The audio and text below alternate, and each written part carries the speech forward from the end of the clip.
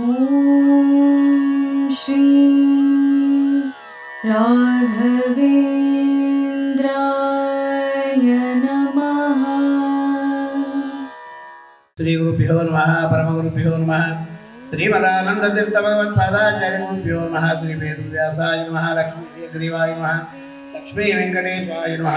ओं कल्याणार्थत्राय कामिदर्थप्रदायिने श्रीमद्वेंकटनाथाय श्रीनिवासाय ते नमः। अप्रमं मंगलितं मङ्गलं न्यूनं सदा आनन्दतीर्थमुखं भजे तापत्रयाचनं चित्रैपदचिडम्बीरैः वाक्यमानेयखण्डितै गुरुभावविञ्जयन्ति पादश्रीजयतीर्थवाक् अर्थिकल्पितकल्पोऽयं प्रत्यक्षजगदिकेसरी व्यासतीर्थगुरुभ्योऽयादप्रतिष्ठादिते तपो विद्येवृत्त्याय गुणोगाकरानं आदिराजगुरुं वन्दे हयग्रीवपदाश्रयान् पूज्याय राघवेन्द्राय सत्यधर्मरथाय च भजतां कल्पवृक्षाय नमतां कामधेनवे ವೈಷ್ಣವೇಂದ್ರೇ ವರಂದ್ರೇ ಶ್ರೀ ರಾಘವೇಂದ್ರ ಗುರುವೇ ನಮೋ ಅತ್ಯಂತ ದಯಾಳವೇ.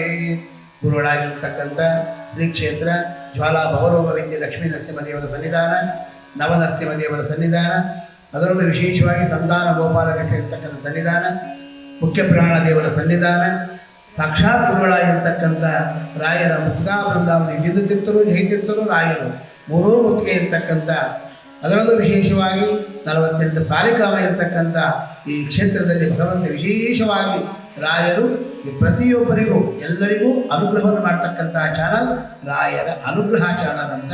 ಈ ಚಾನಲ್ ಇರ್ತಕ್ಕಂಥ ಎಲ್ಲರಿಗೂ ರಾಘವೇಂದ್ರ ಸ್ವಾಮಿ ಸಂಪೂರ್ಣವಾಗಿ ಆರೋಗ್ಯವನ್ನು, ಭಾಗ್ಯವನ್ನು, ಧನಧಾನ್ಯಗಳನ್ನು ಕೂಡ ಚೆನ್ನಾಗಿ ಕಾಪಾಡಿ ಅಂತೇಳಿ ಭಗವಂತನಲ್ಲಿ ಪ್ರಾರ್ಥನೆ ಮಾಡ್ತಾ, ಇದೇ ಗುರುವಾರ ಅದರಲ್ಲೂ ವಿಶೇಷವಾಗಿ 15ನೇ ತಾರೀಕು ಗುರುವಾರದಂದು ವಿಶೇಷವಾಗಿ ಶಂಕ್ರಮಣ, ದಕ್ಷಿಣಾಯಣ ಪುಣ್ಯಕಾಲ ಹೋಗಿ ಉತ್ತರಾಯಣ ಪುಣ್ಯಕಾಲ ಬರ್ತಕ್ಕಂಥ ದಿನ ಶಂಕರಮಣ ಅಂತ ಕರೀತಾರೆ ವಿಶೇಷವಾಗಿ.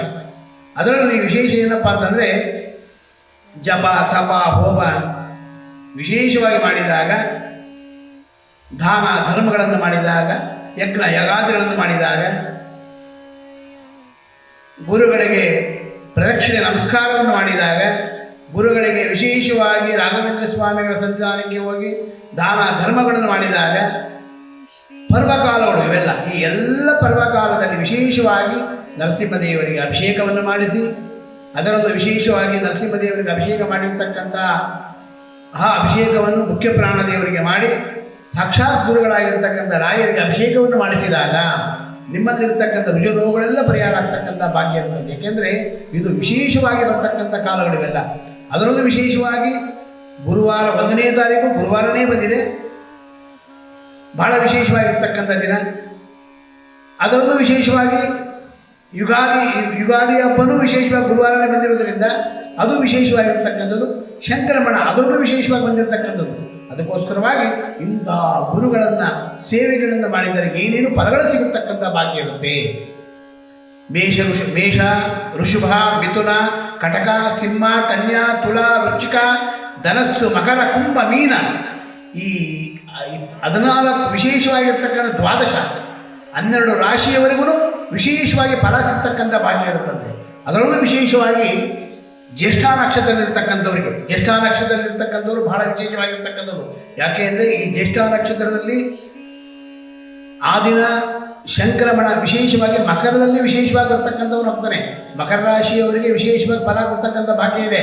ಅದರಲ್ಲೂ ವಿಶೇಷವಾಗಿ ಆ ಜ್ಯೇಷ್ಠ ನಕ್ಷತ್ರ ಇರೋದರಿಂದ, ಆ ಜ್ಯೇಷ್ಠ ನಕ್ಷತ್ರ, ಆ ನಕ್ಷತ್ರದಲ್ಲಿ ಯಾರಿಗೆ ದೋಷಗಳಿರುತ್ತೆ, ಕಲ್ಯಾಣದಲ್ಲಿ ಭಾಗ್ಯ ಇರುವುದಿಲ್ಲ, ಆರೋಗ್ಯದಲ್ಲಿ ಸಮಸ್ಯೆಗಳಿರತಕ್ಕಂಥ ಭಾಗ್ಯ ಇರುತ್ತೆ,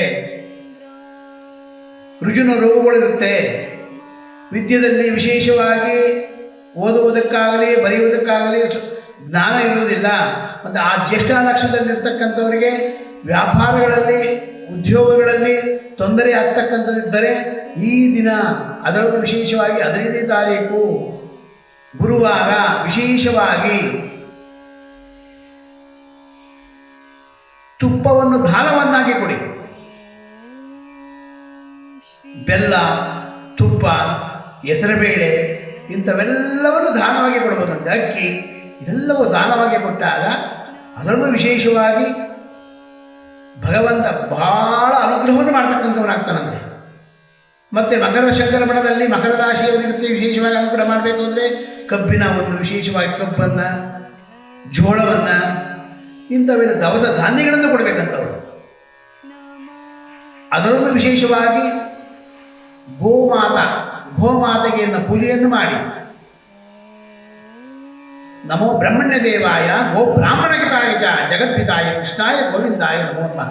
ಈ ಗೋಮಾತೆಗೆ ಪೂಜೆಯನ್ನು ಮಾಡಿದರೆ ಅದರಲ್ಲೂ ವಿಶೇಷವಾದ ಫಲ ಸಿಗ್ತಕ್ಕಂಥ ಭಾಗ್ಯ ಇರುತ್ತದೆ.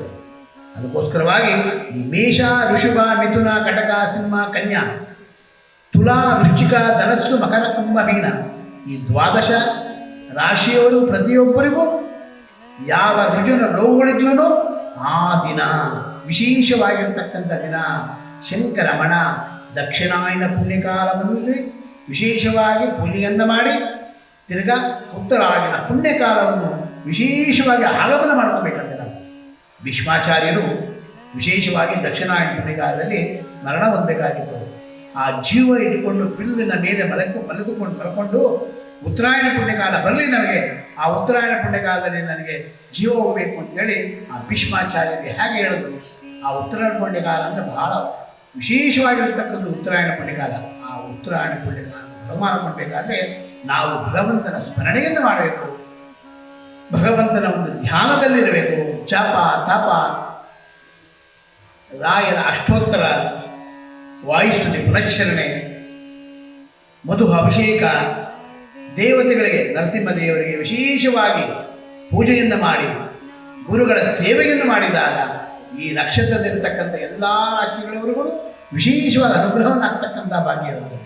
ಅದಕ್ಕೋಸ್ಕರವಾಗಿ ಇಂಥ ಗುರುಗಳ ಸೇವೆಯನ್ನು ಮಾಡಿ ಗುರುಗಳ ವಿಶೇಷವಾಗಿ ಅನುಗ್ರಹವನ್ನು ಮಾಡಲಿ ಅಂತೇಳಿ ಭಗವಂತನಲ್ಲಿ ಪ್ರಾರ್ಥನೆ ಮಾಡಿಕೊಂಡು, ಮತ್ತು ಜ್ಯೇಷ್ಠ ನಕ್ಷತ್ರದಲ್ಲಿರ್ತಕ್ಕಂಥವರಾಗಿರ್ಬೋದು, ಅದರೊಂದು ವಿಶೇಷವಾಗಿ ಅಮೂಲ ನಕ್ಷತ್ರ ಆಗಿರ್ಬೋದು, ಹಿಂದೆ ಬರ್ತಕ್ಕಂಥದ್ದು ಅನುರಾಧ ನಕ್ಷತ್ರ, ಜ್ಯೇಷ್ಠ ನಕ್ಷತ್ರ, ಮೂಲ ನಕ್ಷತ್ರ ಈ 3 ನಕ್ಷತ್ರಗಳಲ್ಲೂ ವಿಶೇಷವಾಗಿ ಫಲ ಸಿಗ್ತಕ್ಕಂಥ ಭಾಗ್ಯ ಇರುತ್ತೆ. ಅನುರಾಧ, ಜ್ಯೇಷ್ಠ, ಮೂಲ ಈ 3 ನಕ್ಷತ್ರದಲ್ಲೂ ಆ ದಿನ ವಿಶೇಷವಾಗಿ ಗುರುವಾರದಂದು ರಾಯರ ಮಠಕ್ಕೆ ಹೋಗಿ ಆ ರಾಯರ ಮಠದಲ್ಲಿ ವಿಶೇಷವಾಗಿ ಪೂಜೆಯನ್ನು ಮಾಡಿಸಿ, ತದನಂತರ ಹೆಸರುಬೇಳೆಯನ್ನು ನೀವು ಮನಸ್ಸಿನಲ್ಲಿ ಅನ್ಕೋಬೇಕು. ಏಕಾದಶಿ ಬರುವುದರಿಂದ 14ನೇ ತಾರೀಕು ಏಕಾದಶಿ ಆಗಿರುವುದರಿಂದ ಆ ಏಕಾದಶಿ ದಿವಸ ಹೆಸರುಬೇಳೆ ತೆಗೆದುಕೊಂಡು ಬಂದು ಮನೆಯಲ್ಲಿ ಇಟ್ಕೊಂಡು ಧ್ಯಾನವನ್ನು ಮಾಡಿ ಗುರುಗಳ ಸೇವೆಯನ್ನು ಮಾಡಿ ಅದರಲ್ಲಿ ಪ್ರಾರ್ಥನೆಯನ್ನು ಮಾಡಿ ಯಾವ ಯಾವ ಕಷ್ಟಗಳಿದೆ ನಿಮಗೆ ಆ ಕಷ್ಟಗಳೆಲ್ಲವೂ ಪರಿಹಾರ ಆಗ್ತಕ್ಕಂಥ ಭಾಗ್ಯ ಇರುತ್ತದೆ. ಆ ದಿನ ವಿಶೇಷವಾಗಿ ಗುರುಗಳ ಹತ್ತಿರ ಹೋಗಿ ಏಕಾದಶಿ ದಿವಸ ಹರಿಭಜನೆಯನ್ನು ಮಾಡಿ ದೇವರ ಸ್ಮರಣೆಯನ್ನು ಮಾಡಿ ಮಾರನೇ ದಿವಸ ಬೆಳಗ್ಗೆ ಎದ್ದು ನಿಮ್ಮ ಮನೆಯಲ್ಲಿ ವಿಶೇಷವಾಗಿ ಮನೆಯ ಮುಂದೆ ನೀರನ್ನು ಹಾಕಿ ಕಸ ಗುಡಿಸಿ ವಿಶೇಷವಾಗಿ ತುಳಸಿಯ ಪೂಜೆಯನ್ನು ಮಾಡಿ ತುಳಸಿಯ ಮೂರ್ತಿಕೆಯನ್ನು ಹಚ್ಚಿಕೊಂಡು ಧನುರ್ಮಾಸ ಅವತ್ತು ವಿಶೇಷವಾಗಿ ಮೂಲೋದಾಗ ದಿನ ಅವತ್ತು ಅದಕ್ಕೋಸ್ಕರವಾಗಿ ಉತ್ತರಾಯಣ ಪುಣ್ಯಕಾಲ ಬರುವುದರಿಂದ ಪೂಜೆಯನ್ನು ಮಾಡಿ ತುಳಸಿ ಗಿಡದಲ್ಲಿ ವಿಶೇಷವಾಗಿ ಪ್ರಸೀದ ತುಳಸಿ ದೇವಿ ಪ್ರಸೀದ ಹರಿವಲ್ಲಭೆ ಕ್ಷೀರೋದಕಂ ದೇವಿ ತುಳಸಿತ್ವಾಂ ನಮಾಮ್ಯಂ ಅಂತೇಳಿ ಸೂರ್ಯನಾರಾಯಣನನ್ನು ವಿಶೇಷವಾಗಿ ಬರಮಾಡಿಕೊಳ್ಬೇಕಂತ ನಾವು ದಿವಸ. ಯಾಕೆಂದರೆ ಸೂರ್ಯಾಯ ಚಂದ್ರಾಯ ಮಂಗಳಾಯ ಬುಧಾಯ ಚ ಗುರು ಶುಕ್ರ ಶನಿಭ್ಯಶ್ವ ರಾಹುವೇ ಕೇತುವೇ ನಮಃ. ಗ್ರಹಗತಿಗಳೆಲ್ಲ ವಿಶೇಷವಾಗಿ ಚೇಂಜ್ ಆಗ್ತಕ್ಕಂಥ ಭಾಗ್ಯ ಇರುತ್ತದೆ ದಿವಸ. ನಮ್ಮಲ್ಲಿರ್ತಕ್ಕಂಥ ಏನೇ ಗ್ರಹಗತಿಗಳಿದ್ರೂ ಎಲ್ಲವೂ ಚೇಂಜ್ ಆಗಿ ಎಲ್ಲವೂ ವಿಶೇಷವಾಗಿ ಅನುಗ್ರಹ ಆಗ್ತಕ್ಕಂಥ ಭಾಗ್ಯ. ಆ ದಿನದಿಂದ ಎಲ್ಲ ನಕ್ಷತ್ರಗಳು ಯಾವ ಯಾವ ನಕ್ಷತ್ರಗಳಿದೆ ಅಶ್ವಿನಿ, ಭರಣಿ, ಕೃತಿಕ ಈ ನಕ್ಷತ್ರಗಳೆಲ್ಲ ರೇವತಿ ನಕ್ಷತ್ರ ಆಗಿರ್ಬೋದು, ಉತ್ತರಾಭಾದ ನಕ್ಷತ್ರ, ಧನಿಷ್ಠ ನಕ್ಷತ್ರ, ಶತಭಿಷಾ ನಕ್ಷತ್ರ, ಅನುರಾಧ ನಕ್ಷತ್ರ, ಮೂಲಾ ನಕ್ಷತ್ರ ಈ ನಕ್ಷತ್ರಗಳಲ್ಲಿ ಏನೇನು ದೋಷಗಳಿವೆ ಆಶ್ಲೇಷ ನಕ್ಷತ್ರದಲ್ಲಿಗೂ ದೋಷ ಪರಿಹಾರ ಆಗ್ತಕ್ಕಂಥ ಭಾಗ್ಯ ಇರುತ್ತಂತೆ. ಸರ್ಪ ದೋಷಗಳಿರ್ತಕ್ಕಂಥದ್ದಾಗಿರ್ಬೋದು, ಬೇರೆ ಬೇರೆ ದೋಷಗಳಿರ್ತಕ್ಕಂಥದ್ದು ಇವೆಲ್ಲವೂ ದೋಷ ಆಗ್ತಕ್ಕಂಥ ಒಂದೇ ದಿನ. ಆ ದಿನದಂದು ವಿಶೇಷವಾಗಿ ಮಕರ ಸಂಕ್ರಮಣದಿಂದ ಭಗವಂತನ ಸ್ಮರಣೆಯನ್ನು ಮಾಡಿ ಗುರುಗಳ ಸ್ಮರಣೆಯನ್ನು ಮಾಡಿ ರಾಯರ ಸ್ಮರಣೆಯನ್ನು ಮಾಡಿ. ಯಾಕೆಂದರೆ ರಾಯರ ಸ್ಮರಣೆಯನ್ನು ಮಾಡಿದರೆ ಅಂದರೆ ಅಗಮ್ಯ ಮಹಿಮಾಲೋಕೆ ರಾಘವೇಂದ್ರ ಮಹಾಶಯ ಅಂತ ಅಗಮ್ಯ ಮಹಿಮರು ರಾಘವೇಂದ್ರ ಸ್ವಾಮಿಗಳು ಕಲಿಯುಗದಲ್ಲಿ ವಿಶೇಷವಾಗಿ ಕಾಮಧೇನು ಕಲ್ಪವೃಕ್ಷರಾಗಿ ಅವತಾರವನ್ನು ಮಾಡಿ ಭೂವೈಕುಂಠಪತಿಯಾಗಿರ್ತಕ್ಕಂಥ ಶ್ರೀನಿವಾಸ ದೇವರ ಅನುಗ್ರಹದಿಂದ ರಾಘವೇಂದ್ರ ಸ್ವಾಮಿಗಳು ಕಲಿಯುಗದಲ್ಲಿ ಪ್ರತಿಯೊಬ್ಬ ಜೀವರಾಶಿಗಳನ್ನು ಉದ್ಧಾರ ಮಾಡತಕ್ಕಂಥ ದಿನ ಅವತ್ತು. ಅದಕ್ಕೋಸ್ಕರವಾಗಿ ಈ ಉತ್ತರಾಯಣ ಪುಣ್ಯಕಾಲದಲ್ಲಿ ಪ್ರತಿಯೊಬ್ಬರು ಸ್ನಾನ ಸಂಧ್ಯಾ ವಂದನೆಯನ್ನು ಮಾಡಿ, ಬ್ರಾಹ್ಮಣರೆಲ್ಲ ಆಗಿರ್ಬೋದು, ಬೇರೆಯವರೆಲ್ಲ ಆಗಿರ್ಬೋದು, ಸಂಧ್ಯಾ ವಂದನೆ ಬಹಳ ಜಪಗಳನ್ನು ಮಾಡಿ, ರಾಯರ ಸೇವೆಯನ್ನು ಮಾಡಿ, ಅಭಿಷೇಕ, ಅನ್ನದಾನ,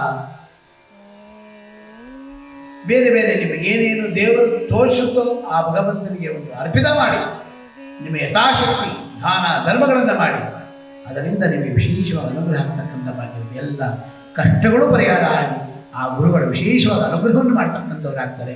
ಇಂತಹ ಗುರುಗಳ ಸೇವೆಯನ್ನು ಉತ್ತರಾಯಣ ಪುಣ್ಯಕಾಲದಲ್ಲಿ ವಿಶೇಷವಾಗಿ ನಾವು ಯಾವ ಯಾವ ಪೂಜೆಯನ್ನು ಮಾಡ್ತೀವಿ, ಯಜ್ಞ ಆಗಾದಗಳನ್ನು ಮಾಡ್ತೀವಿ, ಬಹಳ ವಿಶೇಷವಾಗಿ ಅನುಗ್ರಹ ಮಾಡ್ತಕ್ಕಂಥವ್ರಾಗ್ತಾರೆ. ಇಂತಹ ಗುರುಗಳ ಸೇವೆಯನ್ನು ಮಾಡ್ತಕ್ಕಂಥ ಎಲ್ಲರಿಗೂ ರಾಘವೇಂದ್ರ ಸ್ವಾಮಿಗಳು ವಿಶೇಷವಾಗಿ ಅನುಗ್ರಹವನ್ನು ಮಾಡಿ, ಎಲ್ಲ ನಕ್ಷತ್ರದಲ್ಲಿ ಯಾವ ಯಾವ ನಕ್ಷತ್ರಗಳಾಗಿರ್ಬೋದು ಆ ನಕ್ಷತ್ರಗಳಲ್ಲಿರ್ತಕ್ಕಂಥ ಎಲ್ಲರಿಗೂ ಅನುಗ್ರಹ ಮಾಡಿ, ಮತ್ತು ಹಸು ಕರು ಇವೆಲ್ಲವಕ್ಕೂ ಪೂಜೆಯನ್ನು ಮಾಡಿ, ಆ ಪೂಜೆಯನ್ನು ಮಾಡಿ ಆ ಗುರುಗಳ ಸೇವೆಯನ್ನು ಮಾಡಿ, ಅದಕ್ಕೋಸ್ಕರವಾಗಿ ಹೇಳ್ತಾರೆ, ನಮೋ ಬ್ರಹ್ಮಣ್ಯ ದೇವಾಯ ಗೋ ಬ್ರಾಹ್ಮಣಗತಾಯ ಚ ಜಗದ್ವಿತಾಯ ಕೃಷ್ಣಾಯ ಗೋವಿಂದಾಯ ನಮೋ ನಮಃ, ಪೂಜ್ಯಾಯ ರಾಘವೇಂದ್ರಾಯ ಸತ್ಯಧರ್ಮರತಾಯ ಚ ಬಲತಾಂ ಕಲ್ಪವೃಕ್ಷಾಯ ನಮತಾಂ ಕಾಮಧೇರವೇ ದೂರ್ವಾದಿದ್ವಾಂತರವೇ ವಿಷ್ಣುವಿಂದ್ರೇ ವರಂದ್ರೇ ಶ್ರೀ ರಾಘವೇಂದ್ರ ಗುರುವೇ ನಮೋ ಅತ್ಯಂತ ದಯಾಳವೇ. ಇಂತಹ ಗುರುಗಳ ಸೇವೆಯನ್ನು ಮಾಡಿದಾಗ ಎಲ್ಲರಿಗೂ ಆರೋಗ್ಯ, ಒಳ್ಳೆ ಭಾಗ್ಯ, ಒಳ್ಳೆ ಸಂಪತ್ತನ್ನು ಕೊಡ್ತಕ್ಕಂಥವರಾಗ್ತಾರೆ. ನಿಮ್ಮ ಗುರುಗಳಾಗಿರ್ತಕ್ಕಂಥ ರಾಘವೇಂದ್ರ ಸ್ವಾಮಿಗಳು ಎಲ್ಲರಿಗೂ ಅವರವರ ಕಷ್ಟಗಳನ್ನೆಲ್ಲ ಪರಿಹಾರ ಮಾಡಿ, ಒಳ್ಳೆ ಜ್ಞಾನವನ್ನು, ಒಳ್ಳೆ ಸಂಪತ್ತನ್ನು ಕೊಟ್ಟು ಎಲ್ಲರನ್ನೂ ಉದ್ಧಾರ ಮಾಡಿ ಅಂತೇಳಿ ಭಗವಂತನಲ್ಲಿ ಪ್ರಾರ್ಥನೆ ಮಾಡ್ತಾ, ಈ ಗುರುವಾರದೊಂದು ವಿಶೇಷವಾಗಿರ್ತಕ್ಕಂಥ ದಿನ, ಆ ಗುರುವಾರ ರಾಯರ ಸ್ಮರಣೆಯನ್ನು ಮಾಡಿ, ಗುರುಗಳ ಸ್ಮರಣೆಯನ್ನು ಮಾಡಿ, ಎಲ್ಲರೂ ವಿಶೇಷವಾಗಿ ಎಲ್ಲರನ್ನೂ ಉದ್ಧಾರ ಮಾಡಿ. ಉತ್ತರಾಯಣ ಪುಣ್ಯಕಾಲ, ಆ ಪುಣ್ಯಕಾಲದಲ್ಲಿ ಪರ್ವಕಾಲ, ಆ ಪರ್ವಕಾಲದಲ್ಲಿ ಎಲ್ಲರಿಗೂ ಅನುಗ್ರಹವನ್ನು ಮಾಡಿ ಅಂತೇಳಿ ಭಗವಂತನ ಪ್ರಾರ್ಥನೆ ಮಾಡ್ತಾ, ನಮ್ಮ ಕ್ಷೇತ್ರಕ್ಕೆ ಬನ್ನಿ. 5 ನದಿಯ ತೀರದ ಒಂದು ನೀರು ಬರುತ್ತೆ. ಆ ನೀರನ್ನು ಪ್ರತಿಯೊಬ್ಬರಿಗೂ ತೀರ್ಥವಾಗಿ ಕೊಡ್ತೀರಿ. ಆ ಸ್ವೀಕಾರವನ್ನು ಮಾಡಿ, ಆ ಸ್ವೀಕಾರವನ್ನು ಮಾಡಿದಾಗ ಬಹಳ ವಿಶೇಷವಾಗಿ ನಿಮ್ಮ ದೇಹದಲ್ಲಿ ಏನೇ ಇದ್ರೂ ಪರಿಹಾರ ಆಗ್ತಕ್ಕಂಥ ಭಾಗ್ಯ ಇರುತ್ತದೆ. ಅದಕ್ಕೋಸ್ಕರವಾಗಿ 7 ಶಾಸ್ತ್ರದಲ್ಲಿ ಹೇಳುತ್ತೆ, ಅಕಾಲ ಮುಕ್ತಿರಣಂ ಸರ್ವ ವ್ಯಾಧಿ ನಿವಾರಣಂ ವಿಷ್ಣುಪಾದೋದಕಂ ಭಾವನಂ ಶಿವಂ ಪ್ರಥಮಂ ಕಾಯಶಿದ್ಧರ್ಥಂ ದ್ವಿತೀಯಂ ಧರ್ಮಸಾಧನಂ ತೃತೀಯಂ ಮೋಕ್ಷಮಾಪ್ನೋತಿ ಏವಂ ತೀರ್ಥಂ ಪಿದಾಪವಿ. ಅದರಲ್ಲೂ ವಿಶೇಷವಾಗಿ ರಾಯರ ಒಂದು ತೀರ್ಥ, 5 ನದಿಯ ತೀರ್ಥವು ವಿಶೇಷವಾಗಿ ಬರುತ್ತೆ. ಶರೀರೇ ಜರ್ಛರೇ ಭೂತೆ ವ್ಯಾಧಿಗ್ರಸ್ತೆ ಕಲೇವರೇ ಔಷಧಂ ಛಾಂದನೀತೋಯಂ ವೈದ್ಯೋ ನಾರಾಯಣವರಿಗೆ. ಈ ವೈದ್ಯರ ವಿಶೇಷವಾಗಿರ್ತಕ್ಕಂಥ ತೀರ್ಥವನ್ನು ತಗೊಂಡು ನಿಮ್ಮ ದೇಹದಲ್ಲಿ ಯಾವ ಯಾವ ಕಾಯಿಲೆಗಳಿದೆ ಆ ಕಾಯಿಲೆಯಿಂದ ವಾಸಿಯಾಗಲಿ ಅಂತೇಳಿ ಭಗವಂತನಲ್ಲಿ ಪ್ರಾರ್ಥನೆ ಮಾಡ್ತಾ, ಹಂಸನಾಮಕ ಪಕ್ಷಿಯಾಗಿರ್ತಕ್ಕಂಥ ಹಾಲನ್ನು ತಗೊಂಡು ನೀರನ್ನು ಬಿಡುತ್ತೋ ಅದೇ ರೀತಿಯಾಗಿ ನಮ್ಮಲ್ಲಿರ್ತಕ್ಕಂಥ ಒಳ್ಳೆಯ ಗುಣಗಳನ್ನು ತಗೊಂಡು ಕೆಟ್ಟ ಗುಣವನ್ನು ಬಿಟ್ಟು ನಮಗೆ ಉದ್ಧಾರ ಮಾಡಿ ಅಂತೇಳಿ ಭಗವಂತನಲ್ಲಿ ಪ್ರಾರ್ಥನೆ ಮಾಡಿ, ಸರ್ವಂ ಶ್ರೀಕೃಷ್ಣ ಅಂತರ್ಗತ ಭಾರತೀಶ. ಪುಟ್ಟರಾಯರೇ, ಏನ್ ಮಾಡ್ತಿದ್ದೀರಾ? ಪ್ರತಿದಿನ ನಮ್ಮ ಅಪ್ಪ ಅಮ್ಮ ನಿಮ್ಮ ಚಾನೆಲ್ ನ ಎಲ್ಲಾ ವಿಡಿಯೋಗಳನ್ನ ನೋಡುತ್ತಾರೆ, ಆದ್ರೆ ಸಬ್ಸ್ಕ್ರೈಬ್ ಶೇರ್ ಮಾಡೋದು ಮರೆತಿದ್ದಾರೆ. ಅದಕ್ಕೆ ನಾನು ಸಬ್ಸ್ಕ್ರೈಬ್ ಶೇರ್ ಮಾಡ್ತಿದ್ದೆ, ಕಮೆಂಟ್ ಕೂಡ ಮಾಡ್ತಿದ್ದೆ. ಹಾಗಾದ್ರೆ ನೀವು ಕೂಡ ಸಬ್ಸ್ಕ್ರೈಬ್ ಶೇರ್ ಕಮೆಂಟ್ ಮಾಡಿ ಪ್ಲೀಸ್. ಓಂ ಶ್ರೀ ರಾಘವೇಂದ್ರ